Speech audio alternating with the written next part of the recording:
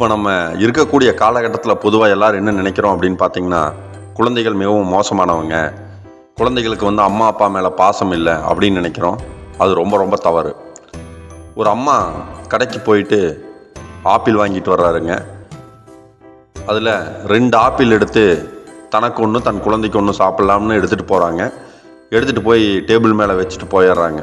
இப்போ அங்கேருந்து அந்த குழந்தை என்ன பண்ணுது அப்படின்னு பார்த்தீங்கன்னா, ஃபஸ்ட்டு ஒரு ஆப்பிளை கடிச்சிட்டு டேபிள் மேலே வச்சிருது. இன்னொரு ஆப்பிளையும் எடுத்து கடிச்சிருது. இதை பார்த்த அம்மாவுக்கு அதிர்ச்சி. நம்ம ஒன்று சாப்பிட்லான்னு நினச்சா அதுக்குள்ளார இவன் 2ஐயும் கடிச்சிட்டான்னு. அடுத்த செகண்டே அந்த குழந்தை என்ன பண்ணிடுச்சுன்னா, டேபிள் மேலே தான் கடித்த ஆப்பிள்லேருந்து ஒரு ஆப்பிளை எடுத்து, அம்மா இந்த ஆப்பிள் தான்மா ரொம்ப ருசியாக இருக்குது, இதை நீ சாப்பிட்டுக்கோ, அந்த நல்லா இல்லாத ஆப்பிளை நான் சாப்பிட்டுக்கிறேன் அப்படின்னு சொல்லிடுச்சு. உடனே அம்மாவுக்கு ஒரு அதிர்ச்சி. இன்றைய காலகட்டத்தில் நம்ம குழந்தைகள் எந்த ஒரு செயலும் செய்து முடிப்பதற்கு முன்னாடியே அவங்களிடம்